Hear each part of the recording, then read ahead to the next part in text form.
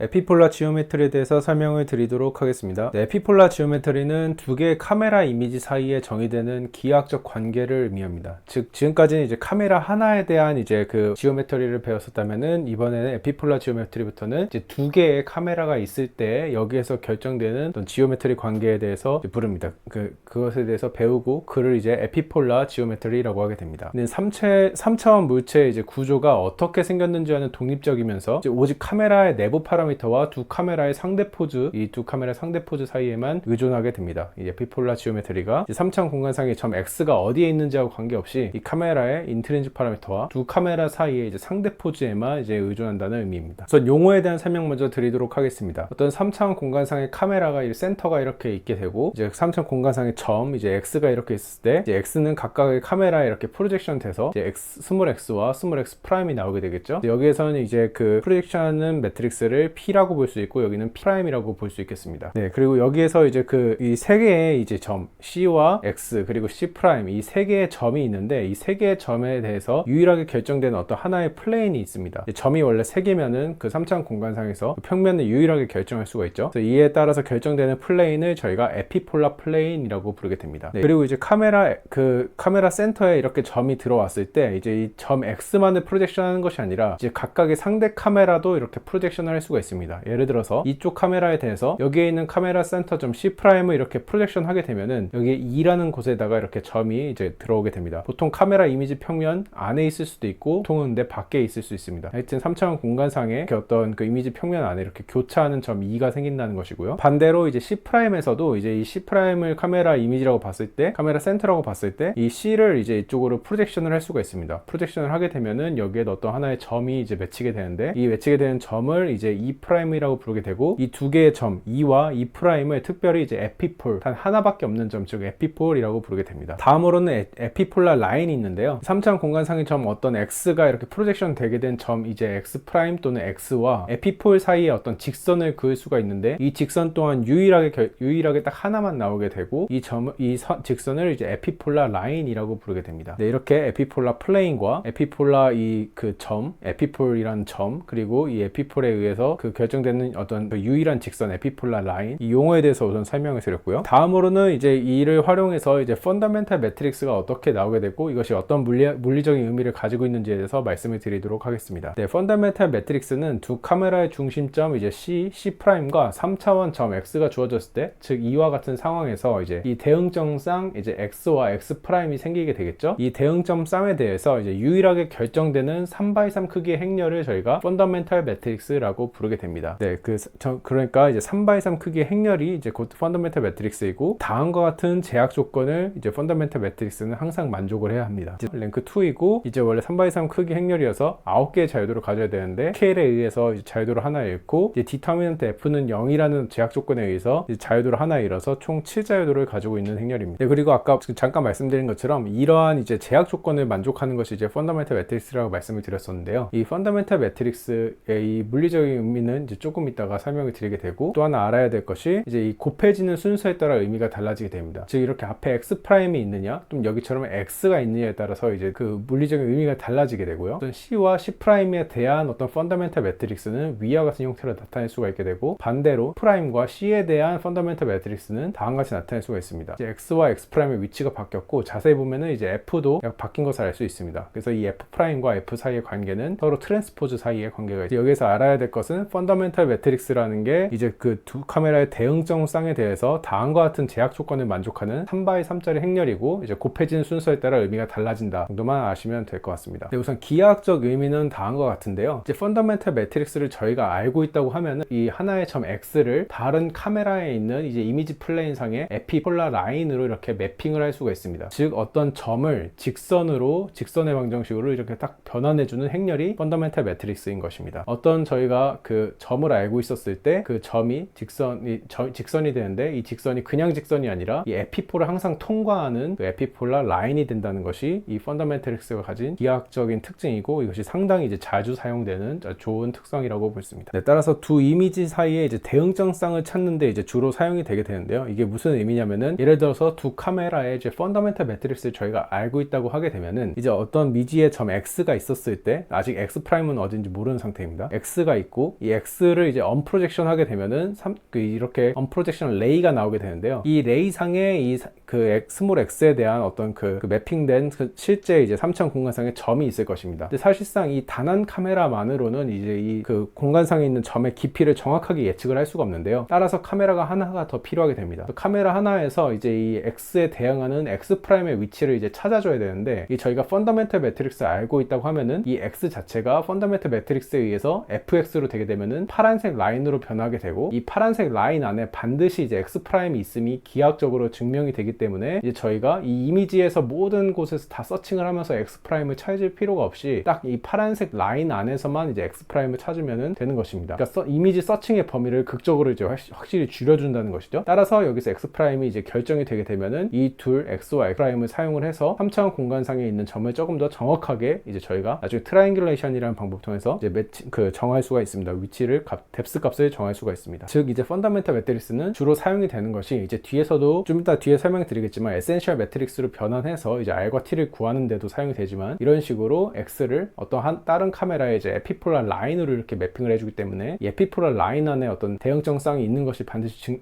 보장이 돼서 이제 그 이미지의 서칭 범위를 이제 이쪽으로 줄여주는 그 역할도 수행을 합니다. 그래서 여기에서도 설명을 이제 드리지 않은 되게 많은 내용들이 있는데요. 어떤 프로퍼티들 같은 것도 있는데, 그런 것의 자세한 내용은 이제 아래 링크를 참조해 주시면 감사하겠습니다. 네, 펀더멘털 매트릭스를 구하는 공식을 A 포인트 알고리즘이라고 일반적으로 부르게 되는데요. 이제 A 포인트 알고리즘은 다음과 같이 구할 수가 있습니다. 이제 이렇게 이 펀더멘털 매트릭스에 제약 조건 공식이 있는데, 이를 이제 벡터 형태로 정리를 하게 되면은 다음과 같이 이렇게 벡터 형태로 이렇게 구할 수가 있습니다. 이렇게 형태로 나타낸 다음에 저희가 이제 x와 x 프라임이 이미 알고 있는 값이고, 저희가 이 펀더멘털 매트릭스를 모른다고 할 때 이 식을 다시 이렇게 그 AF는 0의 형태로 나타낼 수가 있습니다. 여기 있는 식들이 전부 다 모여서 A 매트릭스가 되겠죠. 그리고 여기는 이제 3x3짜리 행렬의 원소를 벡터한 거니까 이제 9x1짜리 벡터가 될 것입니다. 이를 자세히 표현하면 다음과 같고요. 이렇게 A하고 F가 나오게 되고, F는 9x1짜리 벡터를 의미하면서 두 개가 곱해져서 다음과 같은 형태의 이제 폼으로 이 펀더멘털 매트릭스의 제약 조건을 이렇게 변환을 할 수가 있습니다. 네, 이렇게 펀더멘털 매트릭스의 그 벡터 이제 스몰 f 같은 경우에는 스케일을 제외하고 이제 8개의 파라미터만 추정을 하면 됩니다. 3x3짜리니까 원래 9개를 추정해야 되는데 스케일을 제외했기 때문에 8개의 파라미터만 추정하면 되겠죠. 따라서 이제 8개의 대응정상, 즉 이제 대응정상 하나마다 하나의 식이 나오기 때문에 총 최소는 8개는 있어야지 8개의 식이 나오게 되고, 따라서 f를 구할 수가 있습니다. 따라서 이렇게 8개 이상의 대응정상이 2개를 가지고 있어야 펀더멘털 매트릭스를 구할 수가 있고요. 네, 그래서 원래는 이제 AF는 0이었기 때문에 이제 A의 널 스페이스를 구하게 되면은 이제 F를 바로 구할 수가 있는데, 이제 여기서 A 같은 경우는 현실의 노이즈로 인해서 이제 랭크가 하나가 부족해서 이제 널 스페이스가 존재하는 것이 아니라 이제 A가 플랭크가 되게 됩니다. 이제 A가 플랭크가 되기 때문에 이제 널 스페이스 해가 존재하지 않아서 이제 클로스 폼 솔루션은 존재하지 않고요. 따라서 이 큰 A 행렬을 이제 SVD 분해한 다음에 V 트랜스포즈의 이제 마지막 열 벡터를 구함으로써 이제 A의 널 스페이스 가장 근사한 해를 구할 수가 있습니다. 이런 식으로 큰 A 행렬을 이런 식으로 U, D, V 트랜스포즈로 나눈 다음에 각 끝에 있는 이제 그 열 벡터를 구하면은 가장 널 스페이스와 유사한 F를 저희가 구할 수 있습니다. 사실상 여기 슬라이드에서는 이제 설명을 드리지 않은 좀 더 디테일한 방법들이 있는데요. 이제 SVD를 분해를 한 다음에 여기서 마지막 이제 그 싱글러 밸류 값을 0으로 이제 바꾸고 다시 한번 이제 그 어떤 트랙을 통해서 좀 더 정확한 F를 구하는 방법이 있습니다. 그리고 여기 슬라이드에 지금 없는 내용 중에 이제 여기에 있는 이 값들도 항상 이것을 이제 F를 구하기 전에 항상 먼저 노멀라이징을 먼저 시켜줘야 됩니다. 여기 보면은 이 두 값이 곱해지게 되는데, 이 값이 조금만 커져도 이 값이 1000에서 많이 넘어가는 값이 되게 되고, 여기서는 한 10에서 100, 여기는 1이기 때문에 이 값들의 이제 스케일 값이 서로 너무 차이가 나서 이 값을 실제로 분해를 해보면 정확히 제대로 된 값을 제대로 된 F 값을 구하기가 힘듭니다. 따라서 이제 0과 1 사이로 여기에 있는 이 모든 값들을 전부 다 노멀라이징 해주고 그 F를 구하기 전에 다시 디노멀라이징을 해서 이제 제대로 된 펀더멘털 매트릭스를 구하는 방식이, 그것이 반드시 그런 과정이 들어가야 되는데요. 여기서는 분량상 우선은 그 생략을 하고 우선은 말로만 설명을 드렸습니다. 이에 대한 모든 디테일한 이런 그 F를 구하는 A 포인트 알고리즘의 그 디테일한 내용들은 이제 아래 링크를 참조해 주시면 감사하겠습니다. 네, 다음으로는 에센셜 매트릭스에 대해서 설명을 드리겠습니다. 에센셜 매트릭스는 특수한 경우에 펀더멘털 매트릭스를 의미합니다. 이제 X와 X 프라임이 이제 F 같은 경우에는 이런 일반적인 그 카메라 행렬에 대한 그 대응정상을 의미를 했었는데요. X와 X 프라임이 더 이상 일반적인 이미지 평면이 아니라 정규 이미지 평면이라는 걸로 변환을 하였을 때 X바와 X바 프라임에 대한 어떤 펀더멘털 매트릭스를 저희가 특별히 에센셜 매트릭스라고 합니다. 그래서 이 정규 이미지 평면이란 무엇이냐면은 이런 식으로 저희가 그 프로젝션 매트릭스, 이제 펀더멘털 매트릭스를 구할 때 일반적인 카메라 이렇게 그 프로젝션 관계를 표현을 할 수가 있는데, 이를 다시 분해하면은 KIT와 같죠. 근데 여기에서 이제 노멀라이징을 시켜주게 되면은 여기다 K 인버스를 이렇게 곱해서, 여기도 K 인버스를 곱해서 얘가 X바가 되고, K 인버스를 곱하게 되면은 이거 K가 삭제된 R과 T만 남게 됩니다. 이런 것을 이제 노멀라이즈드 이미지 코디네이트라고 하게 되고요. 이제 여기서 포컬 랭스나 이런 인트린직 파라미터가 전부 다 이제 제거된 이미지 평면이 되기 때문에 여기 카메라 센터와 이 프린시팔 포인트 간의 거리가 항상 1이 되게 되는 어떤 정규 이미지 평면이 되게 됩니다. 여기 있는 것과 여기 있는 것이 사실상 다른 이미지 평면을 의미하게 되고, 따라서 여기 있는 점과 여기 있는 점의 좌표가 다 다르게 되겠죠. 이때에 이제 펀더멘털 매트릭스를 똑같이 원래 구할 수가 있는데, 그것이 이제 바로 에센셜 매트릭스가 되는 것입니다. 그래서 지금 이 점과 이 점이 사실상 여기다 K 인버스를 곱한 것이 이 X 바이기 때문에 이것에 대해서 펀더멘털 매트릭스 이 식을 쭉 나열을 해보게 되면은 여기에서 똑같이 F를 구할 수가 있습니다. 여기다가 똑같이 K 인버스 X로 이렇게 다 치환을 해서 나오게 되면은 이제 F를 구할 수가 있게 되고, 이것을 다 넘겨주게 돼서 2에 대한 식으로 표현을 해주게 되면은 에센셜 매트릭스도 이제 펀더멘털 매트릭스로부터 구할 수가 있습니다. 이 둘 사이의 변환 관계는 생각보다 자주 나오기 때문에 이제 변환이 서로 이런 식으로 된다는 것만 이제 알아놓으시면 될 것 같고요. 네, 따라서 이제 에센셜 매트릭스를 저희가 구한 이유가 무엇이냐면은, 에센셜 매트릭스는 결국에 나중에 그 수식 요도를 통해서 구하다 보면은 이제 이렇게 R과 T에 대한 어떤 3/3 행렬이 되기 때문입니다. 따라서 이를 적절히 분해를 해주게 되면은 이제 그 저희가 카메라 이제 이 C로부터 이제 C'까지의 이제 R과 T를 그 카메라 포즈를 저희가 바로 구할 수가 있습니다. 여기에서 이제 이 에센셜 매트릭스가 이제 T 햇에 이제 R로 나오게 되는데, 여기 있는 이 T 햇이 3/3짜리 이제 스큐 시메트릭 매트릭스이고요. 따라서 이것을 그냥 바로 이렇게 무자르듯이 바로 분해를 할 수가 없고, 여러 가지 엄청난 수학적 트릭들에 의해서 이것이 분해가 되게 됩니다. 우선은 이게 에센셜 매트릭스가 이게 왜 이렇게 되는 것까지도 우선 설명을 안 드렸는데, 자세한 내용은 아래 링크를 통해서 이제 보시면 될 것 같고요. 여기에 되게 자세하게 써놨고요. 그리고 여기에서도 이제 또 이 에센셜 매트릭스 이 T 햇과 R을 분해하는 방법도 이제 상당히 그 분량이 긴데, 그리고 수학적 트릭들이 많이 들어가는데, 그것도 우선 여기에다가 최대한 자세히 적어놨으니까 천천히 이제 관심 있으신 분들은 보시면 될 것 같습니다. 그래서 우선 여기 슬라이드에서는 이제 우선은 제일 중요한 것이 에센셜 매트릭스라는 것이 있고, 이것이 T 햇의 R이라는 형태로 저희 곱해져 있는 형태가 되기 때문에 얘를 분해를 할 수가 있고, 이를 통해서 이 카메라 포즈를 구할 수가 있다는 것만 알아놓으시면 될 것 같습니다. 따라서 이를 이제 SVD 분해하면은 이제 R과 R 트랜스포즈가 나오게 되고요. 그리고 T와 마이너스 T가 나오게 됩니다. 즉 이제 하나의 그 단일한 R과 T가 나오는 게 아니라 총 이 조합에 의해서 총 4개의 해가 나오게 됩니다. 즉 A를 기준으로 봤을 때 이렇게 T가 나올 수도 있고, A를 기준으로 봤을 때 마이너스 T가 나올 수도 있고요. 베이스 라인의 길이가. 그리고 A를 봤을 때 앞을 볼 수도 있고 뒤를 볼 수도 있습니다. R일 수도 있고 R 트랜스포즈일 수도 있습니다. 총 4개의 이런 솔루션들이 있는데, 여기에서 이제 이 두 가지 점들에 대해서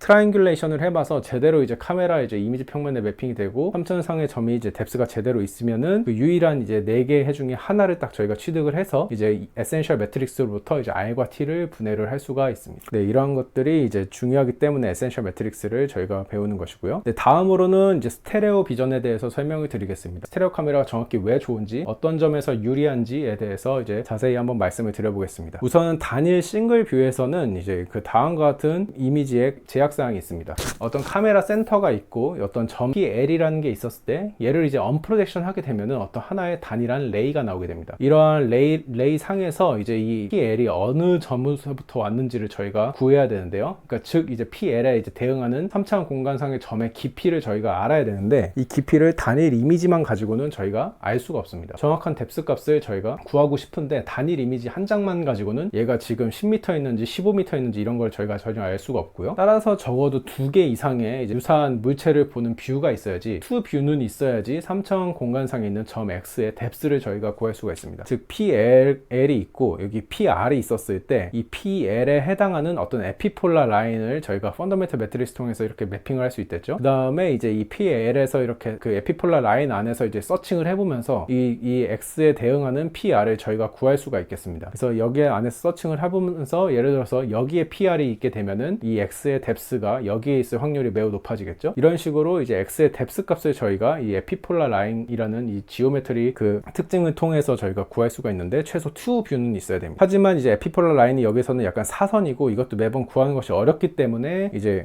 이게 약간 X의 뎁스가 약간 부정확할 수가 있겠고요. 따라서 이제 스테레오 뷰라는 것을 일반적으로 사용을 하게 됩니다. 여기에서는 이제 두 카메라가 이런 식으로 약간 같은 뷰를 보기 위해서 약간 이렇게 기울어져 있다면은 여기선 정확히 같은 방향을 보고 있는 형태를 의미합니다. 즉 사람의 눈과 상당히 유사한 형태의 그 구조인 것입니다. 가장 좋은 특징이 에피폴라 라인이 이렇게 같은 Y축상으로 이렇게 정렬이 되게 됩니다. 즉 여기에서 어떤 저희가 점 X를 봤을 때 PL이 이렇게 찍혔다면은 이 PL은 반드시 이제 같은 이제 이 이미지의 Y축상에 있는 곳에 이제 커레스폰던스가 있다는 것입니다. 즉 여기에서 같은 이미지 여기서만 이렇게 서칭을 하면 되기 때문에 컴퓨터 연산적으로도 훨씬 더 간단하고 이제 효율적으로 저희가 이 커레스폰던스를 찾을 수 있습니다. 여기서 매번 이렇게 사선으로 된 에피폴라 라인 찾는 것보다 훨씬 더 간단하겠고, 다음으로 이제 뎁스 또한 좀 더 쉽게 구할 수가 있습니다. 이 스테레오 이 뷰가 있는 경우에는 뎁스는 다음과 같이 구할 수가 있는데요. 이제 X라는 점에 저희가 궁금한 것은 이제 이 뎁스, 즉 이 카메라 센터로부터 이 Z가 얼만큼 떨어져 있는지가 궁금한 것입니다. 네, 스테레오 뷰를 사용하면은 상대적으로 쉽게 구할 수가 있습니다. 이 Z 같은 경우에는 이 비례식을 사용을 하다 보면은 최종적으로 이런 그 공식이 나오게 되는데요. 여기에서는 디스페리티, 즉 이 점이 이쪽 카메라에 찍힌 이 점 그리고 카메라 센터 사이의 이 차이 UL과 그리고 이쪽 그 카메라에 찍혔을 때 이 카메라 센터에 이제 UR, 이 두 개의 차이인 것을 이제 저희가 디스페리티라고 하게 됩니다. 이 카메라 센터에서 지금 왼쪽 카메라죠. 왼쪽 카메라에 떨어져 있는 이 UL과 이 UR의 차이, 이 두 차이를 저희가 디스페리티라고 하게 되고, 이것이 분모로 들어가게 되고 두 카메라의 베이스 라인에다가 포컬 랭스를 곱하게 되면은 이 뎁스 값이 상당히 쉽게 나오기 때문에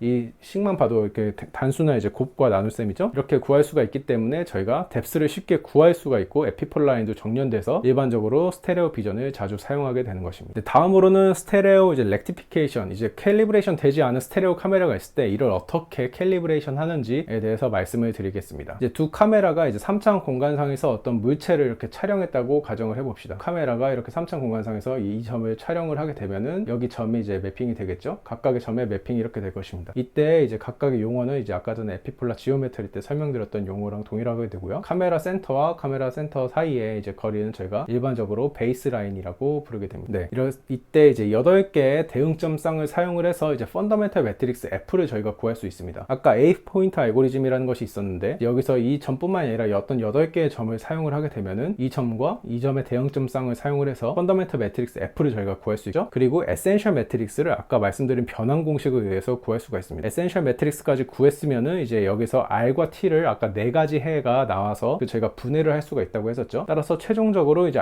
에센셜 매트릭스로부터 이제 R과 T도 구할 수가 있습니다. 그리고 이때 캘리브레이션 매트릭스는 이미 알고 있다고 가정을 하는 것이고요. 모르게 되면은 장애 메소드를 사용을 해서 K를 구할 수 있을 것입니다. 이때 에센셜 매트릭스 T 햇의 R이기 때문에 이제 RT를 저희가 분해를 해서 획득을 할 수가 있습니다. 이때 왼쪽 카메라 같은 경우에는 이제 그 아이덴티티 월드 좌표계에 있다고 가정을 하게 되고, 이때 RT는 이제 이 카메라 C'의 이제 포즈가 되겠죠. 이렇게 저희가 우선 RT까지 구한 다음에 C'의 카메라에 이제 아래 인버스를 적용을 하게 되면은 이제 C와 동일한 방향을 보도록 이제 회전이 되게 됩니다. 즉 원래는 이렇게 같이 이제 약간 기울어진 상태로 어떤 하나의 물체를 보고 있었는데 여기다 아래 인버스를 곱하게 되면은 사실상 이 좌표계와 동일한 방향을 회전을 시킬 수가 있습니다. 아래 인버스를 곱한 상황인 거고요. 따라서 그 다음에 이 상황에서 이제 베이스 라인을 Z 무한대로 이제 보내는 어떤 R 렉트라는 행렬을 저희가 구할 수 있는데, 이를 구해서 각각의 이미지에 적용을 하게 되면은 이제 에피폴라 라인, 지금 여기 보면 에피폴라 라인이 평이 아니죠. 근데 여기서 R 렉트라는 것을 각각 이렇게 해주게 되면은 이제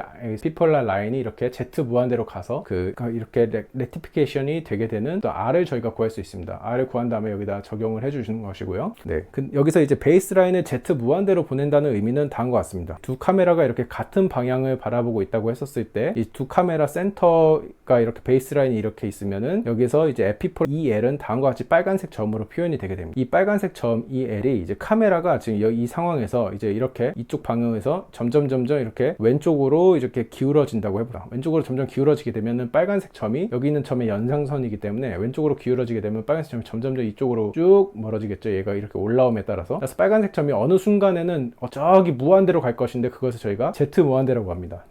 이제 Z 방향으로 이제 더 이상 안 보이는 점이기 때문에 Z 무한대라고 하게 되고, 그것을 이제 수행할 수 있는 이제 R 렉트라는 행렬을 저희가 구할 수가 있습니다. 이 디테일한 내용은 제가 그 블로그에 이제 스테레오 캘리브레이션이라고 검색을 해보시면은 거기에 이제 R 렉트를 어떻게 구하는지를 써놨는데, 어쨌든 이 R 렉트를 저희가 구할 수 있게 되고요. 따라서 이 R 렉트를 구한 다음에 이제 알렉트를 각각의 이제 카메라에다 이렇게 곱해주게 되면은 이제 에피폴라 라인이 각각 이렇게 무한대로 가게 돼서 이제 수평으로 정렬이 되게 됩니다. 이 다음에 이제 두 이미지의 이제 스케일을 제대로 조정을 하게 되고 이제 에피폴라 라인이 두 카메라가 정확히 수평선에 있도록 이렇게 맞춰주게 되면은 이제 스테레오 캘리브레이션이 마무리가 된 것입니다. 이미지 한 장으로 딱 보게 되면 다음과 같은데요. 우선 어떤 물체를 이렇게 일반적으로 보게 되면은 이제 카메라 렌즈에 의해서 왜곡이 된 이런 일반적인 이미지가 나오게 됩니다. 여기서 언디스토션을 통해서 이제 그 실제 월드상의 직선을 이제 직선으로 보이게끔 언디스토션을 해주게 되고요.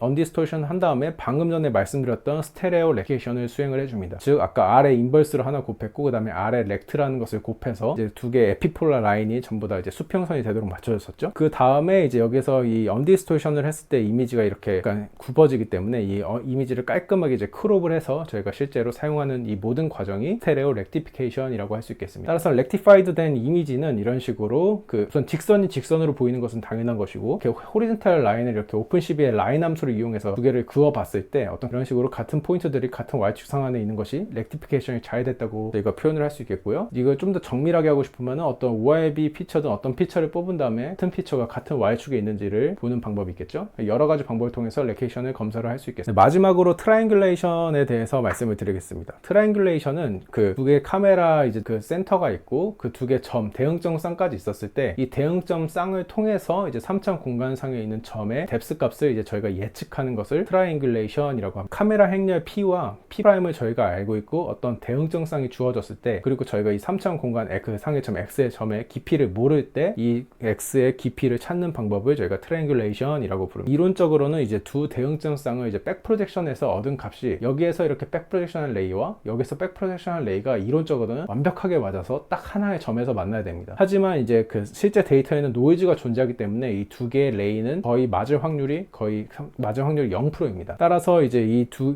개의 점들 사이에 두 개의 직선 사이에서 3차원 공간상의 점 X를 저희가 추정을 해야 되고요. 추정을 하는 방법도 이제 상당히 많은데 이제 우선 일반적으로는 이 두 개의 이 직선, 이 수직인 직선의 최단거리 직선을 구한 다음에 최단거리 직선의 중점을 이제 저희가 X라고 두는 방법입니다. 하지만 이제 언설턴티를 활용을 하게 되면은 예를 들어서 이 점의 스몰 x의 언설턴티가 훨씬 더 낮고 즉 확실성이 높고 얘는 언설턴티가 높은 점 X'이라고 하게 되면은 이 최단거리 직선에서 이 스몰 x 쪽으로 좀 더 이 x의 값을 저희가 웨이팅을 저희가 줄 수 있을 것입니다. 이런 식으로 트라이앵귤레이션을 구하는 방법은 이제 상당히 다양하게 존재하게 됩니다. 이 중에서 가장 간단한 방법이 이제 리니어 트라이앵귤레이션 메소드라고 하는 것인데요. 이는 이제 일반적으로 이제 트라이앵귤레이션 할 때 실제로 사용하는 방법은 아니지만 이제 이것이 그 트라이앵귤레이션의 개념을 저희가 익히기에 되게 좋기 때문에 이 방법을 우선 설명을 드리도록 하겠습니다. 이 자세한 골드 스탠다드 이제 방법 트라이앵귤레이션이라는 게 있는데 그것은 이제 그 이 링크를 참조해서 보시면 될 것 같고요. 네, 우선 리니어 트라이앵귤레이션 말씀을 드리게 되면은 두 대응점 쌍 이렇게 x와 x 프라임이 있을 때 이제 x와 스몰 x 프라임은 이런 식으로 px와 p 프라임 x로 나올 수가 있겠죠. 그래서 여기서 이제 그 DAT 알고리즘에서 말씀드린 것 같이 여기다 그 햇을 취해주게 됩니다. 햇을 취해주게 되면은 두 개를 이제 외적한 것과 동일한 효과가 나오기 때문에 두 개가 전부 다 이제 0이 되게 되고요. 즉 여기서 같은 벡터에 대해서 같은 이 벡터와 이 벡터가 같고 이 벡터와 이 벡터가 같죠. 따라서 두 개를 외적한 것은 항상 0이 나와야 될 것입니다. 그래서 이런 식으로 식 두 개를 얻을 수가 있게 되고 저희가 여기에서 궁금한 것은 이제 저희가 대문자 x의 값을 모르기 때문에 이 x에 대해서 정렬을 해주면은 다음과 같은 식이 나오게 됩니다. 다음과 같은 이제 ax는 0의 형태로 식을 정리를 할 수가 있게 되고요. 따라서 이 여기서 a를 이제 svd 분해한 다음에 이제 널 스페이스 해가 없기 때문에 이제 항상 플랭크이기 때문에 얘를 분해해서 이제 그 v 트랜스포즈의 마지막 열 벡터의 해를 구함으로써 이제 그 x의 이제 최대한 근사한 해를 저희가 구할 수가 있습니다. 네, 하지만 이 선형 방법은 이제 호모그래피의 이제 불변이 아니기도 하고 이제 이것이 최적의 솔루션이 아니기 때문에 최종의 솔루션은 이제 따로 있는데 그거에 대한 자세한 설명은 이 링크를 참조해 주시면 될 것 같습니다.